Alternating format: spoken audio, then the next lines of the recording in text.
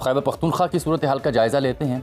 अमन का मिशन भी है, जरगे भी बैठ रहे हैं, कुछ इलाकों में कर्फ्यू की तला भी है। गंडापुर सरकार वो कहाँ खड़ी है, उनसे क्या तवक्कुआत हैं, इन तमाम मौज़ूआत पर बात करने के लिए आज हमने ज़हमत दी है बड़े सीनियर सहाफ़ी हैं तज़कियाकार जनाब वकील यूसुफ ज़ई साहब को। वकील साहब बहुत शुक्रिया आपके वक्त का। जनाब अली सबसे पहले तो ये बता दीजिए कि ये आज खबर आई कि कुछ इलाकों में कर्फ्यू भी है और टारगेटेड ऑपरेशन है, फिर साथ मैंने ये देखा और सुना कि कुछ इलाकों में जरगे भी बैठ रहे हैं और वसी प्लान किया जा रहा है अमन व अमान के लिए। इस वक्त सूरत हाल है क्या? बहुत शुक्रिया जामी साहब। खैबर पख्तूनख्वा तो शहर नापुरसान में तब्दील हो चुका है।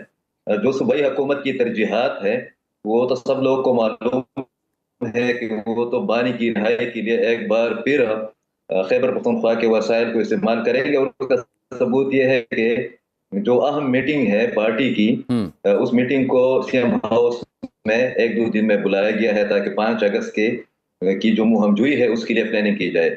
इस वक्त सूरत हाल ये है कि कल तीरा वैली में 8 से 10 हजार तक कंबरखेल कबीला के लोगों ने एक जरगा किया। जरगा के बाद उन लोगों ने मार्च किया और करीबी पहाड़ों में जाकर उन्होंने कलदम टीटीपी, जमातुल अहरार और लश्कर इस्लाम पर मुश्तमिल जो दहशतगर्द ग्रुप्स है उनको मोहलत दी कि आप लोग यहाँ से निकल जाए। उन लोगों ने कहा जवाब में कि हम अफगानिस्तान में बैठे अपनी क़ियादत से बात करेंगे। इसका मतलब यह है कि खैबर पख्तूनख्वा के आधे, जो मेरे पास डेटा है उसके मुताबिक गुज़श्ता एक हफ्ते के दौरान जामी साहब खैबर पख्तूनख्वा के 16 अजला में हमले किए गए हैं।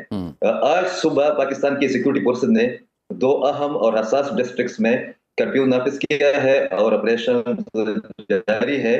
बाजौड़ में तो बाकायदा ऑपरेशन का आगाज हो गया है। बाजौड़ के 16 इलाकों में कर्फ्यू नाफिज है, वहां से कैजुअल्टीज की इतलात आ रही है और ये कहा जा रहा है कि कल से जुनूबी वज़ीरिस्तान या शुमाली वज़ीरिस्तान में भी फोर्सेस जो है ना वो ऑपरेशन का बाकायदा ऑपरेशन का आगाज। ये अकील साहब, ये जो आप जो जिक्र कर रहे हैं, जो कंबरखेल आप जो जिक्र कर रहे हैं, ये कंबरखेल जो हमारे मुअज़्ज़िज़ीन है वहाँ के मुशरान, इन्होंने जरगा किया है। ये गालिबन जो शाहिद खान अफरीदी मारूफ क्रिकेटर हैं उनके जो आबाई इलाका है दादा का उस जानिब ये गए हैं। बिल्कुल, देखिए ये बहुत हसास इलाका है जो तीरा वैली है। तीरा वैली से कुछ ही फासले पर अफगानिस्तान का तोरा बोरा का वो वाक़या है और तीरा वैली से आप डिस्टर्बेंस कर सकते हैं, न सिर्फ ये कि खैबर जिला में और वहां पर कार्रवाई कर सकते हैं। तो ये तमाम एरिया बहुत रिच एरिया है, मगर इस वक्त अगर हम ये कहें कि तीरा वैली पर अमलन तालिबान वगैरह तालिबान के 3 ग्रुपों का कब्जा है तो गलत नहीं होगा। और उसके तदारुक के लिए सूबाई हुकूमत की जिम्मेदारी क्या है?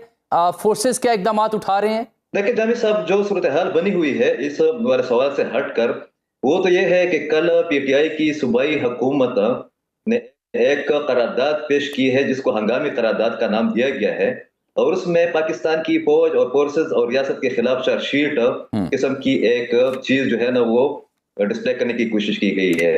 ये बताने की कोशिश की गई है ऑन द रिकॉर्ड उस करारदाद में कि जो एक हक मिलता है पाकिस्तान की फोर्सेस को दफ़ा आइन के आर्टिकल 245 के तहत कि वो कार्रवाई कर सकते हैं। उन्होंने कहा कि उस करारदाद में कि इसको विड्रा किया जाए और हम नहीं मानते। उस करारदाद की जो उसका मतन है उससे तो लग ये रहा है कि खैबर पख्तूनख्वा की सूबाई हुकूमत इस बदअमनी की जिम्मेदार पाकिस्तान की सिक्योरिटी फोर्सेस को करार दे रही है। वही बयानिया है जो कि पीटीएम, जो कि बिल्कुल ठीक कह रहे हैं। ये बड़ा अहम नुक्ता है, लेकिन कम्युनिकेशन का प्रॉब्लम आपके साथ हो रहा है, हम आपकी पूरी तरह बात सुन नहीं पा रहे। बहुत शुक्रिया, आपने वक्त दिया, आज वक्त की किल्लत है। ये अहम नुक्ता आपने उठाया क्योंकि 2022 की पेश करदा एक रिपोर्ट है जिसके मुताबिक केपी में जो CTD है, काउंटर टेररिज्म डिपार्टमेंट, उसका 96% जो बजट है वो सिर्फ तनख्वाहों की मद पर खर्च होता है। सिर्फ 4% जो है वो बजट ऑपरेशंस के लिए मुख्तस है। तो उससे आप अंदाज़ा करें कि कैसे वो सूबे में दहशत गर्दी के खिलाफ निबर्द आजमा हो सकते हैं। इसलिए जो सिक्योरिटी फोर्सेस की वहाँ मौजूदगी है, जो सूरत हाल वहाँ दरपेश है, जिस तरह से भारतीय